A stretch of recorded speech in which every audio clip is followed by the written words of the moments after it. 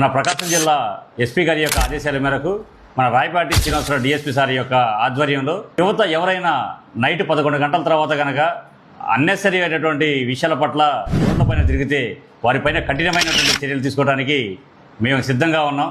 దీనిలో భాగంగా గత 2-3 నెలల నుంచి మా ఆఫీసుల యొక్క ఆదేశాల మేరకు మేము ఎక్కడైనా సరే మెయిన్ రోడ్ల మీద ట్రిపుల్ రైడ్స్ వెళ్ళినా, డ్రంక్ అండ్ డ్రైవ్ చేసేసి వెహికల్స్ నడిపినా, అన్నెసరీ వెహికల్స్ ఉన్నా, డాక్యుమెంట్స్ లేనటువంటి వెహికల్స్ ఉన్నా, నెంబర్ ప్లేట్లు లేకుండా తిరిగినటువంటి వెహికల్స్ ఉన్నా, ఇట్లాంటి వెహికల్స్ అన్నిటి కూడా సీజ్ చేయడమే కాకుండా వక్రబుద్ధి ఉన్నటువంటి యువకుల పట్ల కఠినమైనటువంటి చర్యలు తీసుకుంటా ఉన్నాం. అందువల్ల యువతకి మీ ద్వారా నేను తెలియజేసేది ఏంటంటే 11 తర్వాత కనుక బయట తిరగాలంటే మాత్రం ఒళ్ళు హోనం అవుతుందన్న విషయాన్ని మీరంతా గుర్తుపెట్టుకోవాలని చెప్పేసి తెలియజేస్తా ఉన్నాను. అదేవిధంగా మనం యూట్యూబ్స్ ప్రజెంట్ ఉన్నటువంటి టెక్నాలజీ సిస్టంలో పులిని చూసి నక్క వాతలు పెట్టుకునే విధంగా ఎవరో పక్కన పాశ్చాత్య దేశాల్లో ఉన్నటువంటి సంస్కృతిని మన ఏరియాలో కూడా ఇంట్రడ్యూస్ చేయాలని చెప్పేసి అర్ధరాత్రి బాడీస్ చేస్తూ ఉన్నారు. ఇలాంటి విషయాల పట్ల కూడాను ఏదైనా చేసేసి తీసుకునే చర్యలకి పిల్లలతో పాటు తల్లిదండ్రులు కూడా బాధ్యత వహించాల్సి వస్తుంది.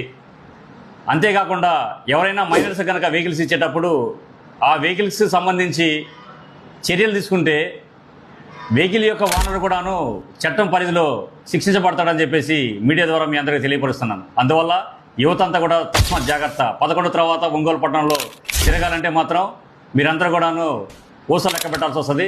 ఇక నుంచి అందరూ కూడాను జాగ్రత్తగా ఉంటారని చెప్పేసి మీకు హెచ్చరికలు జారీ చేస్తూ ఉన్నాం. ఇది మా హెచ్చరికలే కాదు,